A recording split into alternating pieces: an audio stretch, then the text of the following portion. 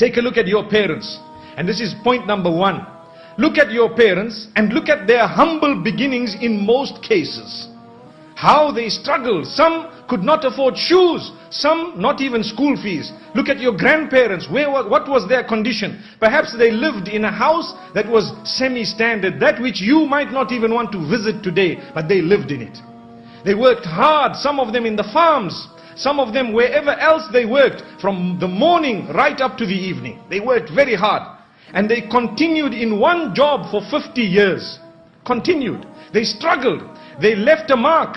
What did they want to achieve? They wanted to achieve two things. One is the service of Allah subhanahu wa ta'ala. Come what may, we will serve Allah. We will not miss our salah. We will try to develop that link with Allah. And the other is leading a comfortable life, preparing for our future and our offspring. My beloved youth, if you look at your own guardians and your own parents, they work so hard to earn a salary to do what? To send you to school. Do you know that? So your father is living, or your mother is living, or the two of them are living, they are earning, they are working so hard, morning to evening they are doing their deals, or for example, they go to work and come back, just so that the same time you spend at school, and the fees are no joke, they are quite high. They are becoming higher and higher. Today I was told of the rivalry between St. Thomas and Royal. May Allah subhanahu wa ta'ala grant us goodness. But the reality is, whether that is the case, we sometimes take for granted the fact that dad has worked so hard. Here I am at school. Am I working even half as hard? That's a question. So are we ready to put in an effort to make sure that that money is not gone to waste? Otherwise we'll be in a daze.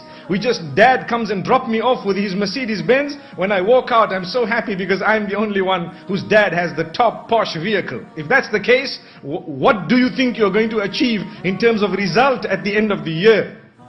The children of others will come top. You need to work harder. Very hard work.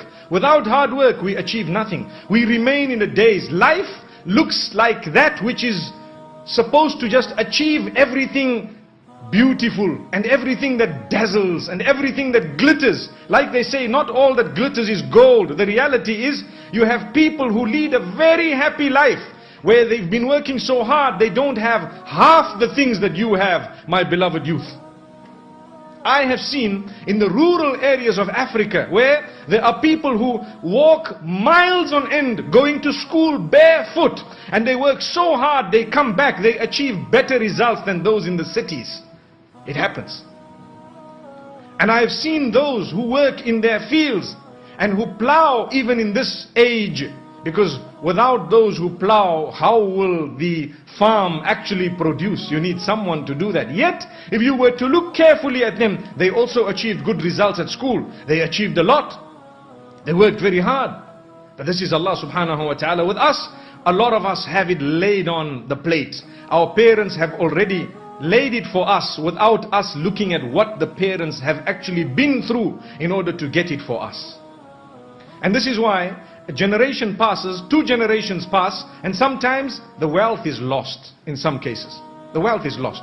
And sometimes 2 generations passes, and the people who could not afford shoes and school fees, they have now become so wealthy that the tables have turned completely. It has happened, and it continues happening.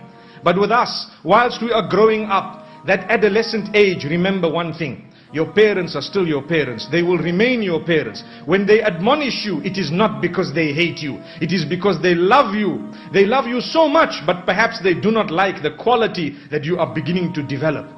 Some youngsters, as they grow, they begin to learn bad words. The first time you hear the child bad word, oh, grade 7. Grade 7, he starts swearing his first F's and B's. Yes. And that doesn't stand for Facebook, I've told you that before. And he starts swearing. And the dad is shocked. My son, but I haven't sworn. And some of the dads are innocent. Some of them, may Allah protect us, not innocent. They also have even more swear words. So he said, but dad, you swear. He says, well, I'm allowed, you're not allowed. You're not a dad yet. May Allah protect us. That's a bad attitude. So we want to see the youth develop. As parents, we too need to be the role models of our children. Like we always say, shame upon those parents who have not left their bad habits and they've already got children. Shame upon them. A lot of us, we get married And we don't even know what marriage is all about. We have children before we are grown up in reality. We have children before we know what responsibility is. Then we complain when they are not responsible children. But it's important as youth, we are growing with these energies, direct them in that which is beneficial, long-term benefit.